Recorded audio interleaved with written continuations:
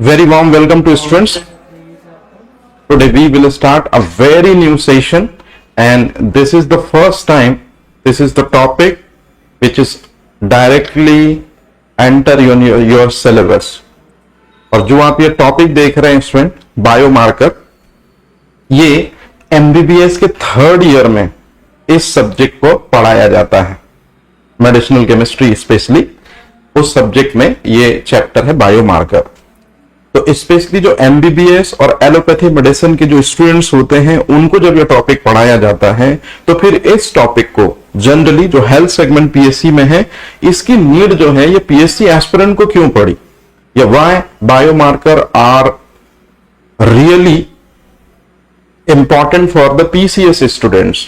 तो आज इसी टॉपिक को इसी लेक्चर में हम बेसिक तरीके से देखेंगे। Question student first time add हुआ है, इसलिए इसके आने की प्रोबेबिलिटी जो है 101% है। आप बहुत अच्छे से प्रिपेयर कीजिएगा।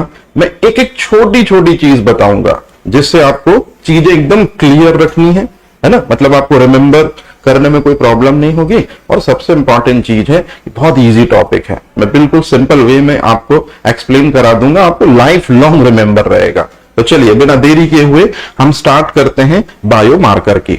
अब ध्यान से सुनेगा। बायोमार्कर जब हम वर्ड यूज करते हैं तो इसमें जो पहला वर्ड आता है वो है मार्कर।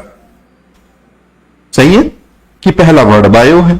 तो बेसिकली सी बात है, जो ये वर्ड है बायोमार्कर, इसमें जो फर्स्ट वर्ड है वो है बायो। बायो का मतलब है, कभी भी लाइफ में अगर आपसे ये स्टेटमेंट बोला जाए कि what is the meaning of bio, so bio का मतलब होता है लिविंग ऑर्गेनिजम्स की स्टडी, मतलब स्टडी ऑफ लिविंग ऑर्गेनिजम्स।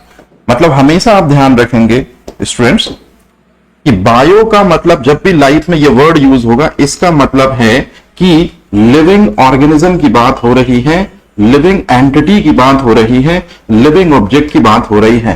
तो अब चूंकि बायोमार्कर हम पढ़ रहे हैं तो इस केस में हम ही दरअसल में लिविंग है, और हम लिविंग है इसका मतलब है हमारे अंदर जितने भी ऑर्गन आप देख रहे हैं ये सारे के सारे लिविंग हैं।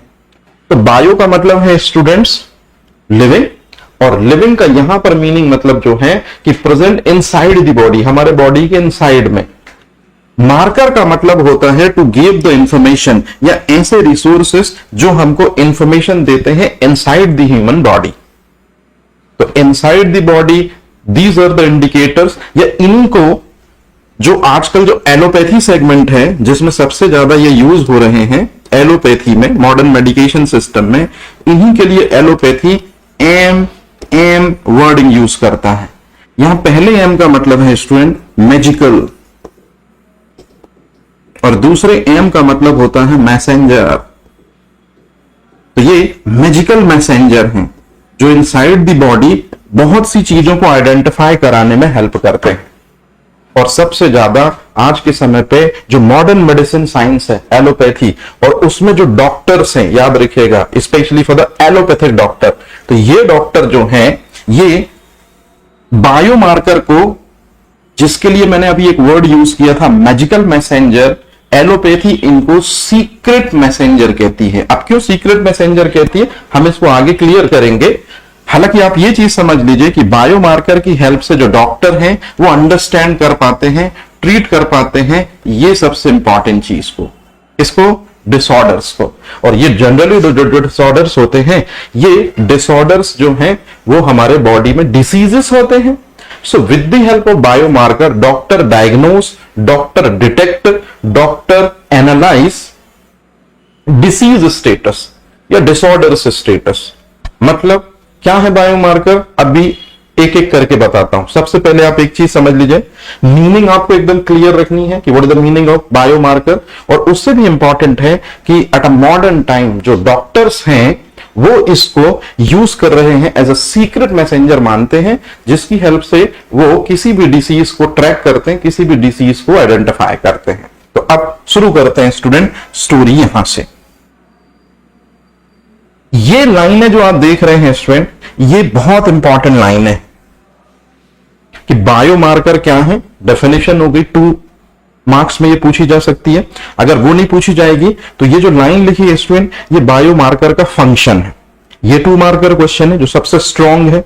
और उससे भी इंपॉर्टेंट चीज है कि how would we identify this type of specific magical messenger present the human body and what is the impact behind that, या इनका इंपैक्ट क्या है, किस तरह से रोल प्ले करते हैं, कहां मिलते हैं, सारी चीजें बताता हूं। लेकिन उससे पहले मैं यहां से सेशन स्टार्ट करूंगा। तो कभी भी अगर आपको क्वेश्चन आता है मीन्स में कि व्हाट आर द बायोमार्कर या what is biomarker, define its role in haematology, define its role in serology, है ना, या define its role in biochemistry. हालांकि बायोकेमिस्ट्री में जो रोल है वो बहुत कम है, हेमेटोलॉजी और सेरोटोलॉजी में जो बायोमार्कर है वो ज्यादा यूज होते हैं, तो समझने की कोशिश करते हैं। तो कभी भी अगर बायोमार्कर से रिलेटेड क्वेश्चन आए तो ये डायग्राम जरूर बनेगा। ये इंडियन मेडिकल काउंसिल रिसर्च का जो है उनकी ओर से दिया गया ये डायग्राम है। ये अगर किसी एस्पिरेंट को एकदम सिंपल तरीके से समझना है कि व्हाट आर दी बायोमार्कर्स, तो ये डायग्राम या ये फ्लो चार्ट आपकी हेल्प कर सकता है। अब ये डायग्राम आपको समझ में तब आएगा जब मैं अपने को बेस रख के आपको ये चीजें समझाने की कोशिश करूंगा कि मेरे साथ क्या ट्रेजेडी हुई थी अभी 2 साल पहले, और पूरी उसी ट्रेजेडी को लेकर मैं बायोमार्कर्स आपको इजीली तरीके से क्लियर करा दूंगा और वो आपको लाइफ लॉन्ग रिमेंबर रहेगा। तो चलिए स्टार्ट करते कि बायोमार्कर क्या है। तो सबसे पहले एक स्टोरी से शुरू करता हूं मैं, जिससे कि आपको एकदम चीजें क्लियर हो जाएंगी और जितने भी ये वर्ड लिखे हैं ये आप सबको क्लियर हो जाएंगे। तो चलिए स्टूडेंट शुरू करते हैं स्टोरी। देखिए ये मैं हूं।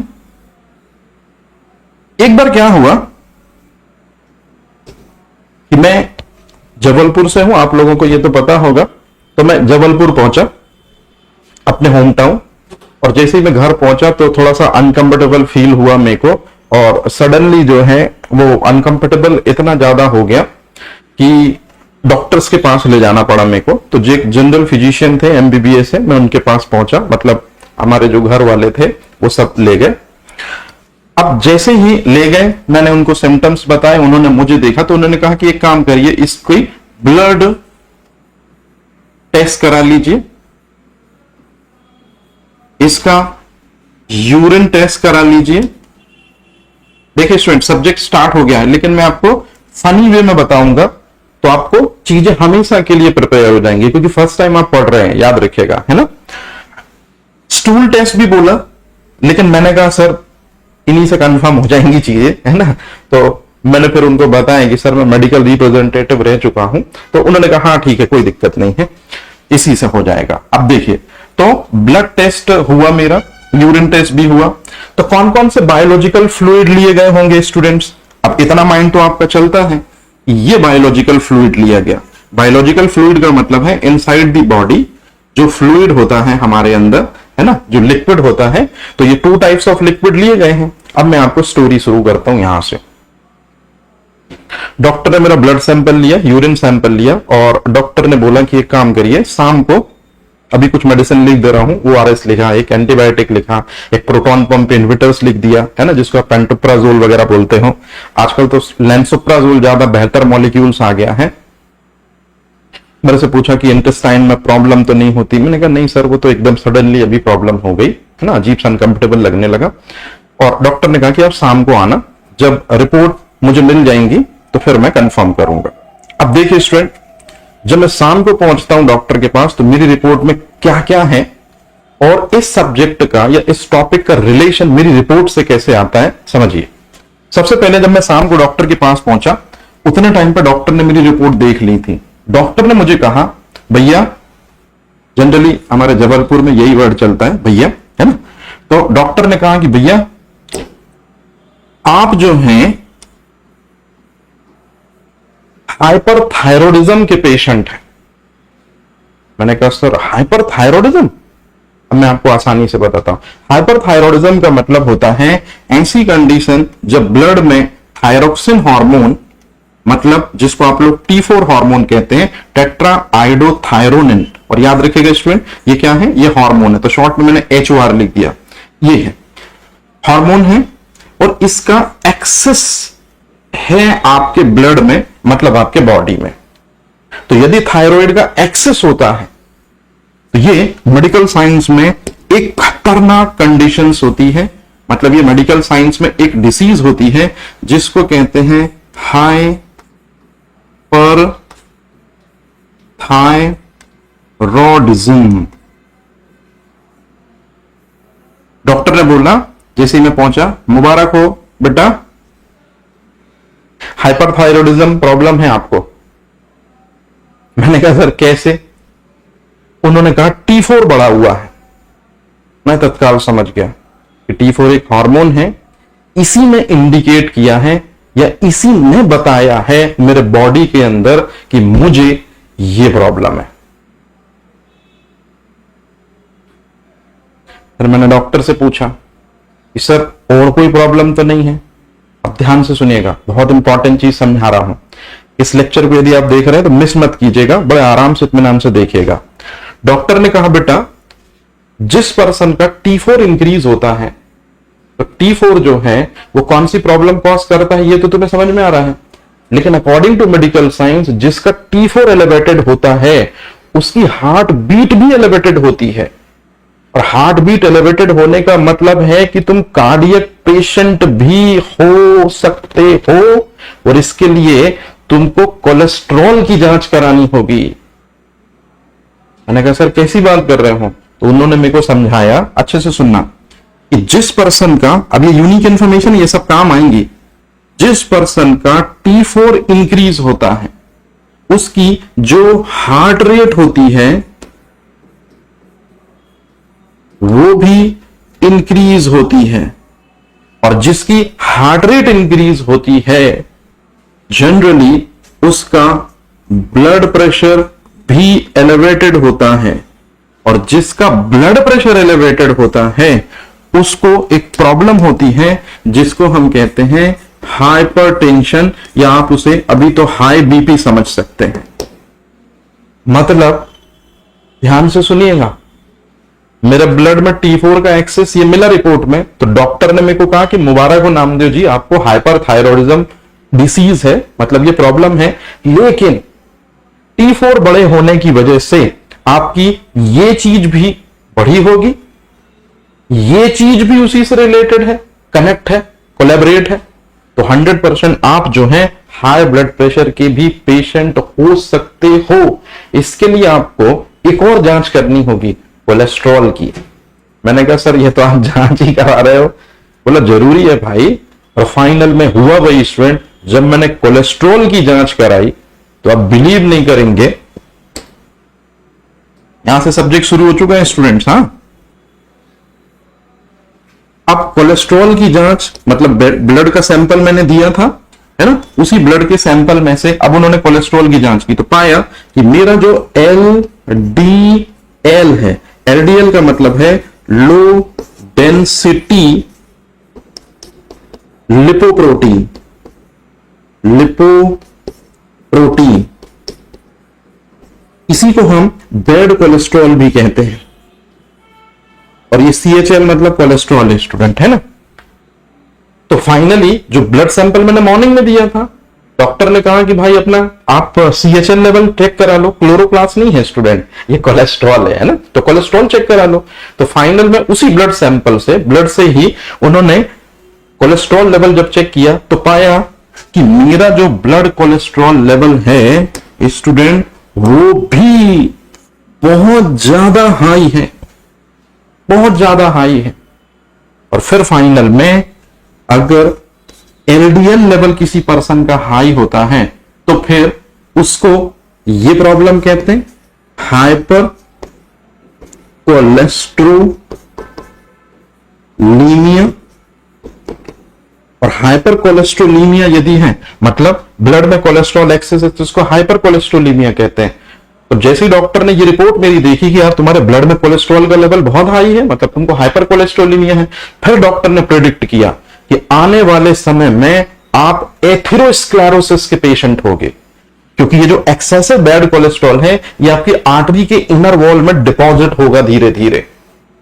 मतलब डॉक्टर ने देखिए कौन सी डिसीज से, हाइपर कोलेस्ट्रोलीमिया से, उसने क्या प्रेडिक्ट कर दिया, उसने प्रेडिक्ट कर दिया कि आपको ये प्रॉब्लम होगी आगे चल के, आप इसके पेशेंट होगे, एथेरोस्क्लेरोसिस एथेरोस्क्लेरोसिस, इसके पेशेंट हो गए। अब ये एथेरोस्क्लेरोसिस क्या होता है स्टूडेंट, कभी ना कभी आपने सुना होगा कि मान लीजिए ये हमारी आर्टरी है, ये है आर्टरी, है ना, जिसमें ब्लड फ्लो होता है, और आर्टरी में जो कोलेस्ट्रॉल है उसको मैं रेड कलर से बना दे रहा हूं क्योंकि ये जो है ये खतरनाक साइन है। तो ये जो कोलेस्ट्रॉल है ये आर्टरी के इनर वॉल में डिपॉजिट होता जाता है ऐसे, ये इससे ब्लड फ्लो जो है वो तेज हो जाता है, फास्ट हो जाता है। और कई बार जो ये कोलेस्ट्रॉल जिसको रेड कलर से बना रहा हूं, ये बढ़ते बढ़ते बढ़ते बढ़ते कई बार ये आर्टरीज को ब्लॉक भी कर देता है। और जब आर्टरीज ब्लॉक हो जाती हैं तो प्रॉपर ब्लड जो है रिस्पेक्टेबल ऑर्गन तक नहीं पहुंचेगा। और मान लो ये आर्टरीज कोरोनरी आर्टरी हुई, और कोरोनरी आर्टरी में ब्लॉकेज होने की वजह से अगर नहीं पहुंच रहा है ऑक्सीजनेटेड ब्लड कहां तक, हार्ट तक, ये प्रॉब्लम आ गई स्टूडेंट, हार्ट अटैक की प्रॉब्लम। तो एथेरोस्क्लेरोसिस के बाद मुझे जो प्रॉब्लम होगी डॉक्टर ने ये बताया, सोचिए मेरी रिपोर्ट वो देख रहा है, तो मेरी रिपोर्ट में एलडीएल लेवल राइज होने की वजह से मुझे उसने कहा कि मुबारक हो नामदेव जी, हाइपरथायरॉइडिज्म था आपको, अब आपको हाइपर कोलेस्ट्रोलीमिया हो चुका। और इस बार जो हाइपर कोलेस्ट्रोलीमिया हुआ है उसके लिए T4 रिस्पॉन्सिबल नहीं है, ये हार्मोन रिस्पॉन्सिबल नहीं है, एलडीएल कोलेस्ट्रॉल रिस्पॉन्सिबल है, एंड कोलेस्ट्रॉल स्टीरॉल है। इसलिए मैं हमेशा बोलता हूं प्रीलिम्स बहुत अच्छे से पढ़ो। इंग्लिश मीडियम एस्पिरेंट के साथ यही दिक्कत है कि वो प्रीलिम्स अच्छे से पढ़ते नहीं, फिर इधर मेंस में बड़ी प्रॉब्लम होती है। याद रखिएगा कोलेस्ट्रॉल स्टीरॉल है, तो मैं यही लिख देता हूं स्टूडेंट्स इन शॉर्ट में, जिसमें आपको ये याद रहेगा हमेशा, ये एक स्टीरॉल है, दो चीजों से मिलकर बनता है। स्टीयर का मतलब होता है स्टेरॉइड, और दूसरा जो ऑल है वो ऑल थोड़ा सा फैटी है, तो fatty alcohol, fatty OH alcohol. ये देखिए, ये अभी नहीं भी समझ में आ रहा तो आप कोलेस्ट्रॉल को स्टीरॉल जरूर याद रखिए। तो डॉक्टर ने कहा कि T4 हार्मोन की वजह से हाइपरथायरॉइडिज्म प्रॉब्लम है आपको, और एलडीएल के हाई होने की वजह से आप इसके तो पेशेंट हैं, लेकिन आगे फ्यूचर में एथेरोस्क्लेरोसिस के पेशेंट बनेंगे, मतलब ये उन्होंने प्रेडिक्ट किया। और जैसे ही उन्होंने एथेरोस्क्लेरोसिस कहा कि आपको एथेरोस्क्लेरोसिस की प्रॉब्लम होगी फ्यूचर में, मैंने ही उनसे कहा कि फिर डॉक्टर साहब क्या ये सच बोल रहा हूं मैं कि मैं हार्ट अटैक से ही मरूंगा? उन्होंने कहा 100% सच कह रहे हो आप। इसका मतलब है इस डिसीज की वजह से मैंने और डॉक्टर दोनों ने इस डिसीज को प्रेडिक्ट कर लिया कि भाई मैं फ्यूचर में अगर कभी मान लीजिए मेरी डेथ होगी तो वो इससे होगी। अब आप खुद देखिए स्टूडेंट, मुझे तो अनकंफर्टेबल फील हुआ था 12 बजे दोपहर में, नून में। 1 बजे हम डॉक्टर के पास पहुंचे तो ये टेस्ट के लिए गया, 3 बजे रिपोर्ट आई होगी, 4 बजे रिपोर्ट आई होगी, 5 बजे डॉक्टर ने देखा। तो सोचिए 12 बजे मुझे कोई डिसऑर्डर नहीं था, 5 बजे मैं डॉक्टर के पास पहुंचा तो हाइपरथायरॉइडिज्म का पेशेंट बन गया। और अब सबसे इंपॉर्टेंट चीज जो समझा रहा हूं उसको ध्यान से सुनेगा स्टूडेंट्स। जनरली एक आइडियल पर्सन में T4 की जो वैल्यू होती है, जो T4 की वैल्यू होती है वो पॉइंट, मैं यहां लिख दे रहा हूं स्टूडेंट, जनरली जो T4 की वैल्यू होती है वो 0.5 से 2 इतनी होती है। लेकिन मेरे केसेस में चूंकि मैं T4 का लेवल हाई था तो मेरे केसेस में ये नॉर्मल रीडिंग से इतना पहुंच गया था 19। तो मुझे डॉक्टर ने कहा भैया तुमको तो तत्काल गोलियां शुरू करनी पड़ेंगी, वो थायरोनॉम करके टैबलेट आती है वो शुरू करनी पड़ेगी, है ना। तो अब देखिए ये चीज कंफर्म हुई स्टूडेंट। ये है बायोमार्कर। बायोमार्कर हमारे बॉडी के अंदर ऐसे एजेंट होते हैं, ऐसे मैजिकल मैसेंजर होते हैं। अब यहां बायोमार्कर कौन कौन है स्टूडेंट, तो ये रहे बायोमार्कर स्टूडेंट, जिनको मैं ग्रीन कलर से डिनोट कर रहा हूं। ये है बायोमार्कर, ये T4 हार्मोन मतलब हार्मोन, और ये एलडीएल का मतलब होता है एक स्टीरॉल है, ये लो डेंसिटी लाइपोप्रोटीन, ये बायोमार्कर है। तो इन बायोमार्कर की हेल्प से हमको पता चलता है कि हमारे बॉडी में कौन कौन सी डिसीज है कि नहीं है। तो ये जो पहला वर्ड लिखा है कि बायोमार्कर जो है वो किस रोल में यूज होते हैं हमारे बॉडी में, सो डिसीज आइडेंटिफिकेशन में। कि T4 के जरिए ये डिसीज और LDL के जरिए ये डिसीज। तो पहली चीज क्लियर हो गई। अच्छा, दूसरी चीज जो है इसी से जुड़ी हुई है, रिस्क असेसमेंट। रिस्क असेसमेंट का मतलब है जनरली नॉर्मल पर्सन में T4 की वैल्यू इतनी होती है 0.2 से 0.5 से 2 होती है, इतनी होती है वैल्यू। लेकिन मेरे केसेस में तो 19 है T4, मतलब बायोमार्कर जो बहुत ही ज्यादा एक्सट्रीम हाई है। इसका मतलब है मैं इस डिसीज का बहुत स्ट्रॉन्ग पेशेंट हूं, मतलब ये डिसीज मुझे बहुत लंबे समय से है और मैं ध्यान ही नहीं दे पाया, और इस डिसीज के मैं ऐसे पेशेंट में हूं जो बहुत क्रोनिक है, बहुत क्रिटिकल है। तो इस चीज की हेल्प से या इसके बढ़े हुए परसेंटेज या इसके बढ़े हुए अमाउंट की हेल्प से मुझे यह पता चला कि मैं कितना ज्यादा उस डिसीज से अफेक्टेड पर्सन हूं। मतलब किसके बारे में पता चला स्टूडेंट? रिस्क असेसमेंट के बारे में पता चला कि मुझे कितनी बड़ी डिसीज है। अब जैसे ये देखिए, एलडीएल का लेवल राइज है तो इस वजह से मुझे हाइपर कोलेस्ट्रोलीमिया है। याद रहेगा, हाइपर कोलेस्ट्रोलीमिया जिस बंदे में भी हाई होता है, निश्चित रूप में एथेरोस्क्लेरोसिस 2 से 3 महीने में बंदा शिफ्ट हो जाता है, मतलब इस बीमारी से इस बीमारी में आ जाता है। मतलब चूंकि ब्लड में कोलेस्ट्रॉल एक्सेस फिर आर्टरी में डिपॉजिट होने लगता है, तो जिसको ये चीज होती है उसको कुछ समय बाद ये चीज होती है, ये चीज होती है तो 101% कुछ समय बाद ये चीज होती है। तो इसी तरह से जो है वो क्या कर लिया जाता है स्टूडेंट? डिसीज प्रोग्रेस मॉनिटर कर ली जाती है। अब डिसीज प्रोग्रेस मॉनिटर कैसे की जाती है इसको मैं बाद में समझाता हूं, इसको बाद में समझाता हूं। तो यहां समझ में आ गया कि बायोमार्कर जो है वो क्या है स्टूडेंट? एक हार्मोन हो गया T4 और एक एलडीएल हो गया। अब चलते हैं आगे। डॉक्टर ने मेरे को कहा कि नामदेव जी इतनी सारी डिजीजेस लेके बैठे थे, कहां थे अभी तक आप? तो मैंने कहा सर मुझे बिल्कुल नहीं पता था। बोले चेकअप कराते? नहीं कराते। मैंने कहा सर लास्ट टाइम कराया था चेकअप, जब फार्मा में इंट्रोड्यूस हो रहा था, कंपनी एबट थी, तो उसने दरअसल में पूरे बॉडी के लिए चेकअप मांगा था। और ये मैं बात कर रहा हूं 2011 में, तो ग्रेजुएशन कंप्लीट किया था मैंने 2011 में ही ग्रेजुएशन कंप्लीट किया मई में, और जून में मैं मार्केट में आ गया था सर। तो जून में कराया था सर 11 में। अच्छा, उन्होंने कहा बेटा एक काम करो, मेरी पर्सनल सलाह मानो, तुम एक काम करो, तुम ब्लड शुगर लेवल भी चेक करा लो। स्टूडेंट ये तो आपको पता ही होगा, ब्लड शुगर लेवल जो होता है ये डायबिटीज की चेकिंग होती है। पता है ना ये चीज? तो आपको ये शॉर्ट में लिख दे रहा हूं, और वो भी डायबिटीज मेलेटस। मैंने कहा ठीक है सर, जब 2 के पेशेंट बना चुके तो एक और सही। और मैं फाइनल में जो ब्लड था मैंने फिर से उसको बोला कि भाई एक काम कर यार, एक डायबिटीज की भी रिपोर्ट निकाल दे। उसने कहा सर 10 मिनट में देता हूं, डायबिटीज रिपोर्ट जल्दी हो जाती है। उसने सेंट्रिफिकेशन मशीन में रखा, 4 टेस्ट ट्यूब में, छोटी छोटी 1 डेसीलीटर की टेस्ट ट्यूब होती है, उनमें ब्लड डाला सेंट्रिफिकेशन मशीन में, और मैं शायद चाय पी रहा हूं जब तक बैठ के बाहर, और फाइनल में मेरी रिपोर्ट आ गई। अब रिपोर्ट क्या आई स्टूडेंट? देखिए मेरी रिपोर्ट कुछ ऐसी आई है। मेरी रिपोर्ट आई कि मेरे ब्लड में ग्लूकोज जो है इसका जो अमाउंट है वो एक्सेस आया।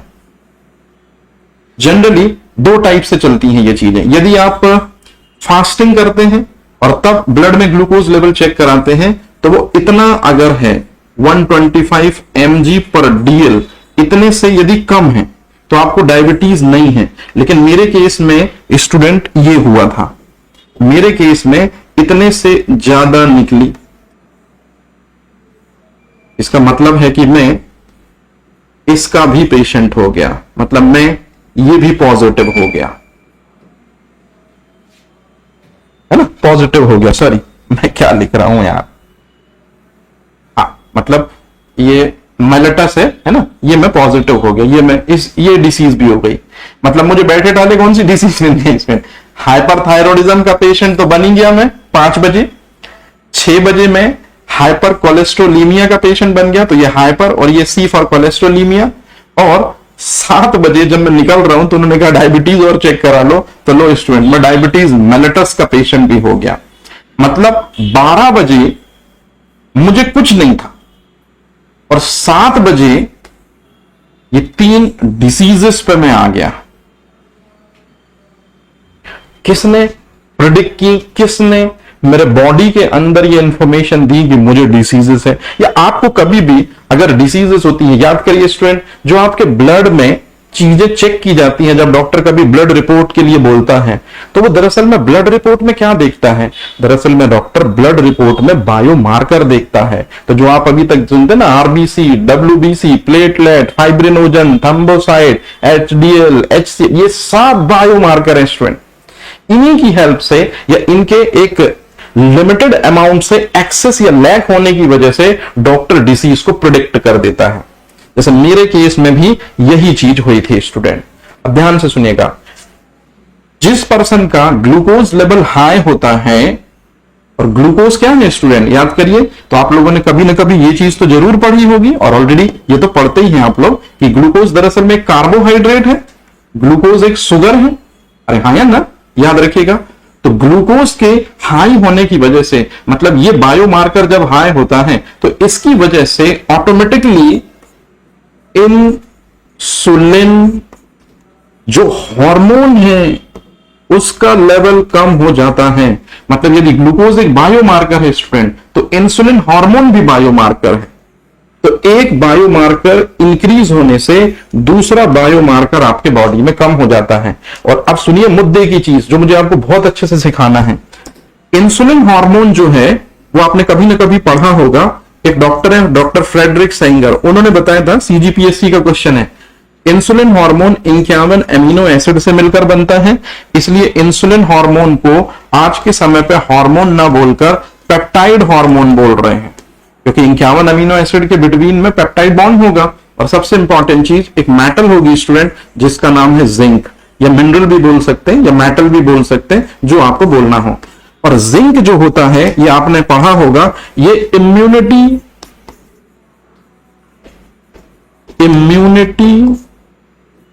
बूस्टर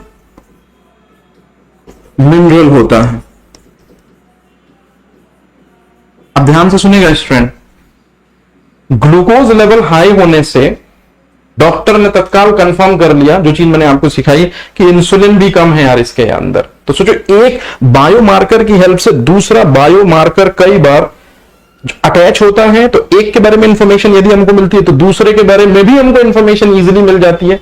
और कई बार दूसरे वाले बायोमार्कर से हमको तीसरे वाले बायोमार्कर के बारे में भी इंफॉर्मेशन मिल जाती है।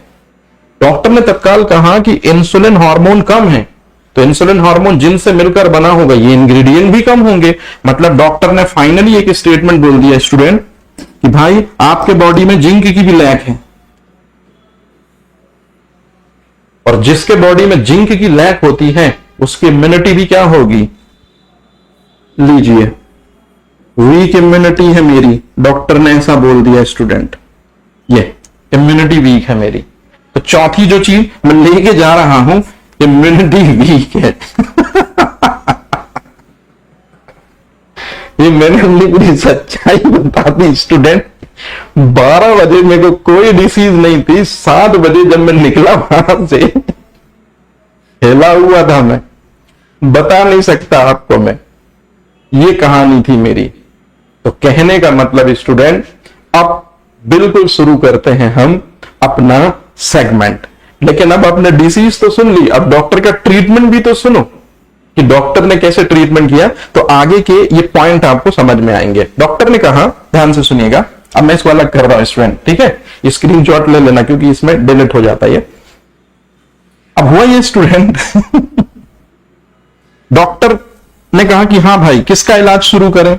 मैंने कहा सर वो 19 बड़ा खतरनाक है यार सर, पहले उसका प्लीज इलाज शुरू करिए आप। तो देखिए स्टूडेंट, अब यहां बायोमार्कर के हम आगे के फेजेस में चल पड़े हैं। मतलब बायोमार्कर की हेल्प से डिसीज का आइडेंटिफिकेशन हो जाता है। जैसे T4 ज्यादा था तो हाइपरथायरॉयडिज्म का पेशेंट बन गया। नॉर्मल लोगों में वो 0.5 से 2 होता है, मेरे में 19 था, मतलब मैं रिस्क असेसमेंट में उस डिसीज में बहुत ज्यादा था, मेरे को बहुत क्रॉनिक डिसीज थी वो, है ना। अब ध्यान से सुनिएगा, ये तीसरा पॉइंट ऐसे है स्टूडेंट, जैसे अगर मेरे में T4 का लेवल 5 आता, 6 आता, 7 आता, तो मेरे को डिसीज थोड़ी कम थी, नॉर्मल रेंज से थोड़ी ज्यादा थी। लेकिन 19 आ गया, मतलब मैं बहुत क्रॉनिक पेशेंट था। तो कई बार डिसीज प्रोग्रेस मॉनिटरिंग होती है, कि आपको कितनी डिसीज है, इसलिए बोलते बीच बीच में चेकअप कराते रहना चाहिए। लेकिन इस पॉइंट का रिलेशन यहां से है। डॉक्टर ने दवाई लिखी स्टूडेंट, तो प्रॉब्लम क्या है पहले मैं वो लिख दे रहा हूं ताकि मैं आपको बाकी के पॉइंट समझा पाऊं। तो आप अभी तो इसी को ध्यान रखिएगा कि T4 का लेवल ज्यादा था मेरे में, और ये T4 का लेवल जो ज्यादा था ये 19 था। अब यूनिट रहने देते हैं स्टूडेंट, मैं डॉक्टर नहीं हूं ना, आपको डॉक्टर बना रहा हूं मैं। हाइपर थायरोडिज्म का पेशेंट हो गया मैं, और हाइपर थायरोडिज्म का जब मैं पेशेंट हो गया तो डॉक्टर ने कहा कि यार ये T4 19 जो बहुत ज्यादा, इसको पहले कम करना होगा। तो उसने मेरे को थायरोनॉम लिखी, और थायरोनॉम में उसने पोटेंसी जो है, अच्छे से याद रखिएगा, पोटेंसी जो है 50 mcg है ना, ऐसा कुछ होता है mcg, बहुत माइक्रो ऐसा कुछ लिख दिया उसने। mg नहीं है स्टूडेंट, mcg बहुत माइक्रो लेवल पर ये चीज होती है, उसने लिख दी दवाई। और बोला कि आप एक काम करिए कि आप 1 महीने खाइए, 1 महीने में हम देखते हैं कि दरअसल में वो कुछ ना कुछ रिलीफ देगी आपको। तो पूरा 1 मंथ का मैंने कोर्स लिया डॉक्टर का, और फिर जब डॉक्टर के पास पहुंचा तो डॉक्टर ने कहा हाँ भाई हो गया, एक काम करो ब्लड चेकअप करा लो फटाक से। मैंने अब 1 मंथ बाद, आफ्टर 1 मंथ के बाद मैंने चेकअप कराया। ध्यान से सुनिएगा, तो मेरे ब्लड में, अब चूंकि दवाई ले रहा था मैं थायरोनॉम है ना, T4 का जो लेवल बढ़ा था मेरे में, अब ध्यान से सुनिए कितना था लेवल, 19। तो वो लेवल अब हुआ 1 मंथ बाद 17। मतलब मैं अभी भी, नॉर्मल रेंज क्या थी स्टूडेंट, 0.5 से 2 थी नॉर्मल रेंज। मैं यहां पर नॉर्मल रेंज जो है इसको रेड से लिख दे रहा हूं तो आपके दिमाग में चलेगा कि 0.5 से 2 ये नॉर्मल रेंज थी। लेकिन पहले मैं 19 में था, बहुत ज्यादा था ये। तो अब बहुत ही 1 महीने ले ली मैंने मेडिसिन है ना, तो उसमें देखो जरा कितना हुआ, 17 हुआ। मैंने डॉक्टर से बोला, मैंने कहा साहब इस स्पीड से, जिस स्पीड से अपन चल रहे हैं, ये बायोमार्कर मतलब ये जो हार्मोन है, ये डिसीज क्रिएटिंग एजेंट जो है, जिस वजह से मेरे को डिसीज है, तो सर इसको प्लीज ओवरकम करवाइए। डॉक्टर ने कहा, आप शायद मेरी बात समझ गए हैं, डॉक्टर तत्काल कहा डोज बढ़ा देता हूं। क्या बोला डॉक्टर ने, डोज बढ़ा रहा हूं। तो डोज बढ़ाने का मतलब है उसने पोटेंसी बढ़ा दी, स्ट्रेंथ बढ़ा दी। तो अब जो मैं पहले टैबलेट ले रहा था स्टूडेंट, कौन सी टैबलेट ले रहा था मैं, ध्यान से सुनिएगा, जो 50 mcg की टैबलेट ले रहा था, अब डॉक्टर ने 100 mcg ये टैबलेट मुझे दी और बोला 1 मंथ बाद आना। अब मैं फिर पहुंचा 1 मंथ के बाद, तो आफ्टर, याद रखिए स्टूडेंट, देखो कितना टिपिकल मतलब आपको अगर समझ में आ रहा होगा तो आपको एकदम क्लियर होगी चीजें, और आपको 90% चीजें क्लियर होंगी। ये एमबीबीएस के 3rd ईयर का सेगमेंट है स्टूडेंट, तो प्लीज मेरी बात समझने की कोशिश कीजिए। सच में ये टफ टॉपिक है, लेकिन मैं जितना आसान हो सकता है आपको बता रहा हूं, और इसके बाद आपको कभी कुछ नहीं पढ़ना पड़ेगा। आप खुद ही अपने लेवल पे जाके blood report, urine report, stool report में खुद ही वो पॉइंट देख लेंगे और डिसीज खुद ही कंफर्म कर देंगे। मतलब आप जो हैं वो डॉक्टर से कम नहीं होंगे, हालांकि डॉक्टर नहीं बन पाएंगे लेकिन डॉक्टर से कम भी नहीं होंगे स्टूडेंट, क्योंकि डॉक्टर का मेन काम क्या है, डायग्नोस करना, और वो ब्लड रिपोर्ट, यूरिन रिपोर्ट देख के तो डायग्नोस करता है। तो आपको भी वो कैपेबिलिटी मालिक दे देगा आज के लेक्चर के बाद, तो प्लीज बने रहिएगा। अब सुनिए मुद्दे की चीज, तो डॉक्टर ने मेरे को टैबलेट लिखी और बोला 1 मंथ के बाद आना। तो आफ्टर 1 मंथ जब मैं डॉक्टर के पास गया तो डॉक्टर ने कहा कि हाँ भाई कैसा हो रहा है, कोई दिक्कत परेशानी तो नहीं है, किसी तरह की कोई चीज तो नहीं है। तो मैंने डॉक्टर को बोला कि सर वो जो स्टार्टिंग में गले में जलन थी, स्टार्टिंग में गले में जो जलन थी वो थोड़ी सी कम है सर। अब डॉक्टर ने कहा कि अच्छा अगर कम है तो चलो देख लेते हैं। तो डॉक्टर ने फिर मेरा ब्लड सैंपल दिलवाया, और इस बार ब्लड सैंपल में जो रिपोर्ट आई मेरी, उसमें T4 जो है वो 17 से घटकर इतना पहुंच गया स्टूडेंट। अब आप मुझे बताइए, धीरे धीरे जो डिसीज मुझे बहुत ज्यादा थी, ये देखिए ये T4 का लेवल इतना था, मतलब डिसीज मुझे बहुत ज्यादा थी। फिर 1 मंथ बाद जब डॉक्टर ने ये वाला ट्रीटमेंट लिखा मेरे को, है ना, थायरोनॉम का, तो फिर देखिए उसको लेने के बाद जो है T4 का लेवल थोड़ा कम हुआ मेरे में। मतलब मैं अभी भी हाइपर थायरोडिज्म का पेशेंट हूं, लेकिन थोड़ी सी कम हुई है चीजें। और फिर फाइनल में जब डॉक्टर ने देखा कि यार ये तो बहुत ही कम है यार, तो डॉक्टर ने जब डोज बढ़ा दिया, तो जब डोज बढ़ा दिया तो फिर देखिए 17 से सीधा कितना आ गया, 9 पे आ गया, है ना, याद रहेगा ये चीज। अब 9 पे आ गया, तो इसका मतलब है कि डिसीज जो है वो धीरे धीरे क्या हो रही है, कम हो रही है। तो आप देखिए इस चीज के बेसिस पर, अब जिसको मैं मार्क कर रहा हूं स्टूडेंट, इसके लिए कलर कौन सा ले लूं, एक अलग कलर ले लेता हूं तो आपको चीजें एकदम क्लियर रहेंगी स्टूडेंट। ये नया कलर है, इसको ले लेता हूं स्टूडेंट, ये वाला कलर। यहां देखिए मुझे जब प्रॉब्लम थी तो ये प्रॉब्लम थी मुझे, इस वजह से मैं ऐसा पेशेंट था। फिर 1 मंथ बाद डॉक्टर ने जब टैबलेट दी तब मेरा T4 लेवल इतना हुआ और डिसीज थोड़ी कम हुई। फिर डॉक्टर ने एक और दवाई दी, पोटेंसी बढ़ाई मेरी, उस दवाई ने T4 का लेवल जो है वो और बहुत कम कर दिया। इस वजह से मुझे जो डिसीज है वो बहुत ही कम हो गई। तो इसका मतलब है स्टूडेंट, जो ये चीजें मैंने आपको बताई, इसका मतलब है डिसीज प्रोग्रेस मॉनिटरिंग। ऐसे करते हैं डिसीज प्रोग्रेस। इसलिए डॉक्टर आपको 2 बार 3 बार बुलाते हैं। क्रॉनिक केसेस में बोलते हैं ना डॉक्टर की आपको 15 दिन में आना है, आपको 1 मंथ में आना है, तो वो 1 मंथ 15 दिन में आने के बाद फिर से टेस्ट कराते हैं। उन टेस्टों का मीनिंग क्या होता है कि टेस्टों का मीनिंग होता है कि ब्लड में जो भी मैसेंजर हैं मैजिकल वाले, जिनसे इंफॉर्मेशन मिलती है डिसीज की या जिनसे प्रेडिक्शन होना होता है डिसीज का, उसके बारे में इंफॉर्मेशन देते हैं स्टूडेंट। तो ये स्टोरी है स्टूडेंट, ये स्टोरी है। तो ये चीज कंफर्म हुई, डिसीज प्रोग्रेस मॉनिटरिंग, कि भाई अभी इतना है मतलब ज्यादा है, फिर कम हो गया मतलब इतना है, फिर कम हो गया इतना है। मतलब जैसे जैसे ये बायोमार्कर घटते जाएंगे तो डिसीज भी कम होती जाएगी, और डिसीज कम हो गई, बायोमार्कर कम हो रहे, मतलब ड्रग इफेक्टिव है। और ड्रग इफेक्टिव है स्टूडेंट, ये रहा अगला पॉइंट, मॉनिटरिंग ट्रीटमेंट एफिकेसी। मतलब जब जब बायोमार्कर डिसीज से रिलेटेड अगर रिड्यूस होते हैं, मतलब जो ड्रग है वो अच्छा परफॉर्म कर रही है, बढ़िया काम कर रही है। जरा मेरे केसेस में देखिए, जब 100 mcg दिया तो जो 17 है उससे सीधे सीधे T4 का लेवल घट के कितना हो गया, 9। ये है स्टूडेंट मॉनिटरिंग ट्रीटमेंट एफिकेसी, याद रहेगा। अब मैंने डॉक्टर से बोला कि मैंने डॉक्टर से बोला, मैंने कहा सर ये 50 mcg बहुत, मतलब मैं जब मिला उनसे तो फ्रेंडली हो गए। मैंने बताया कि सर मैं फार्मा में था, जबलपुर डिवीजन में ही था। तो उन्होंने फिर मेरे को फिर अपना, मतलब वो एक होता ना जात भाई बोल के या हमारा ही कलीग है बोल के, इस तरह से फिर मेरे को ट्रीटमेंट दिया है ना, मतलब हम सेम कम्युनिटी हो गए, फार्मास्यूटिकल कम्युनिटी सेम कम्युनिटी हो गई। अच्छा, तो फिर उन्होंने क्या किया कि मैंने उनसे बोला कि सर क्या हम ऐसा नहीं कर सकते, कोई ड्रग बना सकते हैं जो इस लेवल को डायरेक्ट जो है वो कम कर दे, मतलब जो थायरोनॉम की पोटेंसी उसी के साथ में कुछ और थोड़ी सी चीजें मिक्सअप पिक्सअप करके हम डायरेक्ट मतलब न्यू ड्रग डेवलपमेंट भी कर सकते हैं हम, चूंकि एमसीजी डायरेक्ट पोटेंसी कम कर रही है। तो इसी से रिलेटेड 100 mcg में जो ड्रग कंटेंट है ना, थायरोनॉम में जो ड्रग कंटेंट है उसी में सोडियम अगर है तो पोटेशियम जोड़ दें, कुछ और जोड़ दें, कुछ और घटा दें, मतलब कुल मिला के हमारा फिर माइंड चलने लगता है और हम नई मेडिसिन की प्रिपरेशन कर सकते हैं। ये है स्टूडेंट फ्लो चार्ट, आपको जरूर बनाना है अगर कभी बायोमार्कर का क्वेश्चन आता है 7 मार्कर में, याद रहेगा।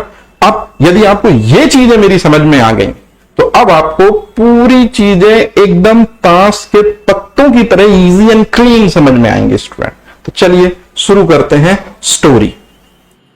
What are the biomarkers. तो सबसे पहले जो बायोमार्कर्स हैं आज के समय पे जितने भी डॉक्टर्स हैं, ये सब blood report, urine report, stool report, cerebrospinal fluid report है ना, हार्ट में जो लिक्विड है वहां की रिपोर्ट, जो आपके नीज में ज्वाइंट में जो साइनोवियल फ्लूइड है वहां की रिपोर्ट, मतलब हमारे बॉडी के अंदर जो बायोलॉजिकल फ्लूइड होते हैं उनमें छुपे होते हैं या उनमें होते हैं दरअसल में कौन, हमारे चैप्टर की हेडिंग मतलब बायोमार्कर। और उन्हीं बायोलॉजिकल फ्लूइड में बायोमार्कर की हेल्प से आपको डिसीज है कि नहीं है, या कौन सी डिसीज कितनी ज्यादा है, कितनी गंभीर है, कितनी क्रॉनिक है, कितनी नॉर्मल है, इसको आइडेंटिफाई करते हैं। तो ये है स्टूडेंट सिंपल सी चीज। अब डेफिनेशन में चलते हैं। तो सबसे पहले यदि बायोमार्कर क्या है अगर मैं इसके बारे में आपको बताऊं डेफिनेशन के बारे में, तो अब देखिए चूंकि मैंने आपको चीजें बता दी है, अब 90% चीजें आपको बिल्कुल क्लियर लगेंगी स्टूडेंट, एकदम सिंपल लगेंगी। कैसे सिंपल लगेंगी, सबसे पहले आप खुद ही देख लीजिए। बायोमार्कर दरअसल में वो बायोलॉजिकल इंडिकेटर है। बायोलॉजिकल इंडिकेटर का मतलब क्या है, जैसे हमारे बॉडी के इनसाइड में है तो हमारे बॉडी के इनसाइड में, जैसे हमारी बॉडी ये हो गई, तो हमारी बॉडी कैसी है स्टूडेंट, लिविंग बॉडी। तो हमारी जो बॉडी है लिविंग बॉडी, इसके इनसाइड में जो है ये ब्लड है यहां पे, या तो यूरिन में और या तो हमारी सलाइवा में। तो हमारे बॉडी के अंदर ये लिविंग सिस्टम में पाए जाते हैं, और लिविंग सिस्टम में पाए जाते हैं और हमेशा ये कुछ ना कुछ इंडिकेट कराते हैं, कुछ ना कुछ बताते हैं। और वो क्या बताते हैं? जैसे T4 का एक्सेस हाइपरथायरॉयडिज्म बताता है, ग्लूकोज की एक्सेस डायबिटीज को शो करता है, ब्लड में कोलेस्ट्रॉल की एक्सेस हाइपर कोलेस्ट्रोलीमिया, एथेरोस्क्लेरोसिस और हार्ट डिसऑर्डर को शो करता है, ब्लड में जिंक का कमी इम्यूनिटी वीक को शो करता है, ब्लड में आयरन की कमी एनीमिया को शो करता है। मेरी बात समझ में आ रही? तो ये सारे जो ब्लड में कंटेंट होते हैं, आरबीसी, डब्ल्यूबीसी, जैसे ब्लड में आरबीसी यदि कम है, एनीमिया है, तो आरबीसी भी एक बायोमार्कर है। ब्लड में डब्ल्यूबीसी बहुत ज्यादा बढ़ गई है, इन्फेक्शन के टाइम पे डब्ल्यूबीसी बढ़ जाती है स्टूडेंट, टाइफाइड होता है डब्ल्यूबीसी थोड़ी सी बढ़ जाती है, 10,000 रेंज होता है उनका, 8,000 टू 10,000, 13,000 14,000 तक पहुंच जाती है, तो इन्फेक्शन में नॉर्मल होता है। लेकिन यदि वही डब्ल्यूबीसी अगर जिसकी नॉर्मल रेंज 8,000 टू 10,000 है, 1 लाख पहुंच जाए, यदि 1 लाख पहुंच जाए स्टूडेंट, तो फिर कौन सी समस्या? ल्यूकीमिया, ब्लड कैंसर, ल्यूकीमिया हो जाएगा, ब्लड कैंसर हो जाएगा। मतलब हमारे बॉडी के इनसाइड में, हमारी बॉडी लिविंग बॉडी है, उसके इनसाइड में जो बायोलॉजिकल फ्लूइड पाए जाते हैं उन्हीं में होते हैं दरअसल में कौन? Bio indicator. तो यहां पर एक वर्ड लिखा हुआ है कि फाउंड इन, ये देखिए बायोलॉजिकल फ्लूइड ब्लड में पाए जाएंगे या तो हमारे सीरम में पाए जाएंगे। सीरम का मतलब होता है कि ब्लड में एक चीज होती है स्टूडेंट, प्लाज्मा और ब्लड सेल्स होती हैं। प्लाज्मा में से अगर फाइब्रिनोजन प्रोटीन हम निकाल दें तो उसे सीरम कहते हैं, मतलब सीरम भी एक टाइप का बायोलॉजिकल फ्लूइड है। और फिर एक और चीज है यूरिन, स्टूल, सेरिब्रोस्पाइनल फ्लूइड, मैं यहीं लिख देता हूं CSF। फिर जो हमारे हार्ट में पाया जाता है पेरिकार्डियम फ्लूइड, पेरिकार्डियम फ्लूइड। फिर हमारे जो बोन्स के ज्वाइंट में पाया जाता है साइनोवियल फ्लूइड। मतलब ये सारे के सारे जो हैं ये बायोलॉजिकल फ्लूइड हैं स्टूडेंट, और ये सारे जो बायोलॉजिकल फ्लूइड हैं इन्हीं के अंदर पाए जाते हैं, इन्हीं के इनसाइड में पाए जाते हैं बायोमार्कर।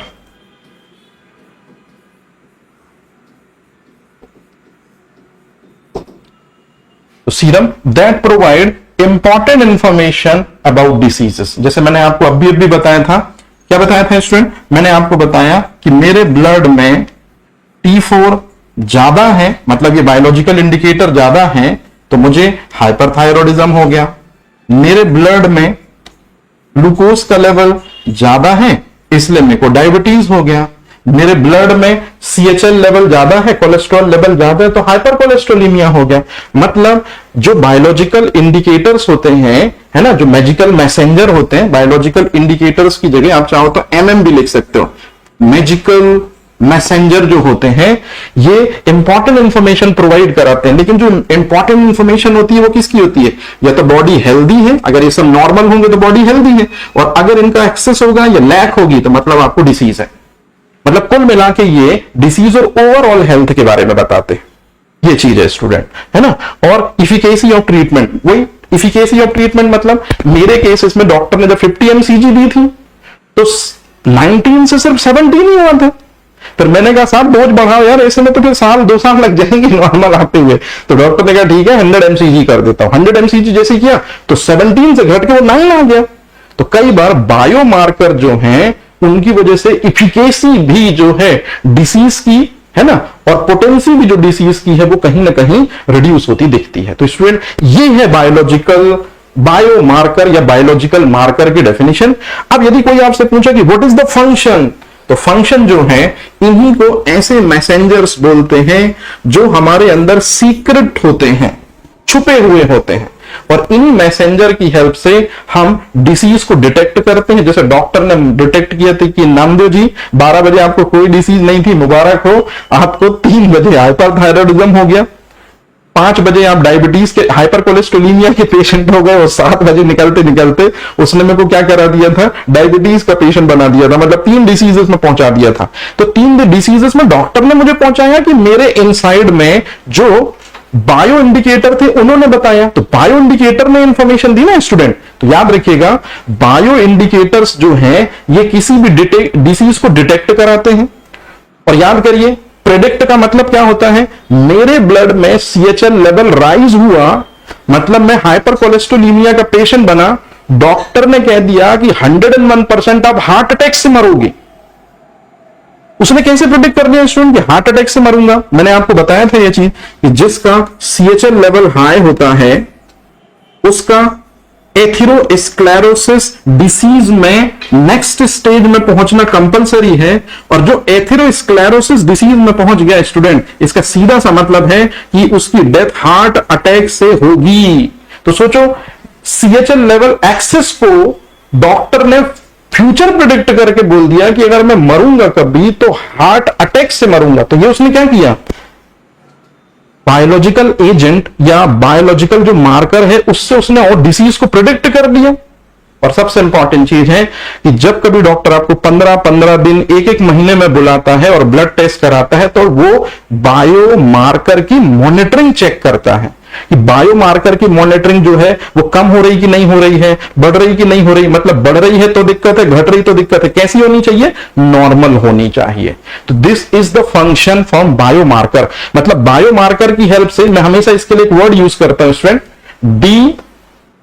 DPM, ये वर्ड आपको याद रखना। बायो मार्कर जो है किसी भी डिसीज को डिटेक्ट कराते हैं, किसी डिसीज को प्रेडिक्ट कराते हैं और उस डिसीज को मॉनिटर करने में हेल्प करते हैं। और जहां तक रही बात सबसे लास्ट में स्टूडेंट कि आइडेंटिफिकेशन कैसे करते हैं, तो जो बायोलॉजिकल मार्कर होते हैं, ये मार्कर जो हैं वो ऐसे मार्कर होते हैं जो हमारे बॉडी में है। जैसे याद करिए, जब मुझे डायबिटीज थी तो मेरे ब्लड में कौन सा बायो मार्कर था? आंसर है स्टूडेंट शुगर, ग्लूकोज को शुगर बोलते। दूसरा केस मैंने बताया कि जब मेरे को कोई हाइपर कोलेस्ट्रोलीमिया का जब मैं पेशेंट बना तो डॉक्टर ने कहा कि कोलेस्ट्रॉल लेवल राइज है, मतलब मेरे ब्लड में कौन सी चीज थी? स्टीरॉल था। इसी तरह से कुछ एमिनो एसिड भी मेरे बॉडी में जो थे वो बढ़े हुए थे। तो ये याद रखेगा स्टूडेंट, जो ये लिखे हुए हैं sugar, protein, स्टीरॉल, essential acid, asteroid, है ना, bile pigment, respiratory pigment, blood cells, RBC, WBC, ये सभी के सभी बायोलॉजिकल फ्लूइड में या बायोलॉजिकल सिस्टम में पाए जाने वाले बायोमार्कर के सेगमेंट होते हैं। बायोमार्कर शुगर भी हो सकती है, बायोमार्कर हमारे बॉडी में प्रोटीन भी हो सकती है। जैसे स्टूडेंट याद करिए, ब्लड क्लॉट नहीं होता है तो कौन सी प्रोटीन की कमी होती है? मतलब यदि आप किसी की रिपोर्ट देखें और उसके ब्लड में फाइब्रिनोजन प्रोटीन का जो अमाउंट है या जो फाइब्रिनोजन प्रोटीन की जो क्वांटिटी है अगर वो बहुत कम हो तो इसका मतलब है कि ब्लड क्लॉट उस पेशेंट में नहीं होगा। तो अब मेरे को एक बात बताइए, यहां पर फाइब्रिनोजन की लैक दरअसल में किसकी तरफ ले जा रही है? ब्लड क्लॉट न होने की तरफ ले जा रही। तो इस तरह की इंफॉर्मेशन भी हमको क्या है, मिलती है। याद रहेगा ये चीज, कोई कंफ्यूजन तो नहीं है इसमें, बन जाएंगी चीजें। चलिए अब इसके बाद हम देखेंगे इसके आगे। Thank you.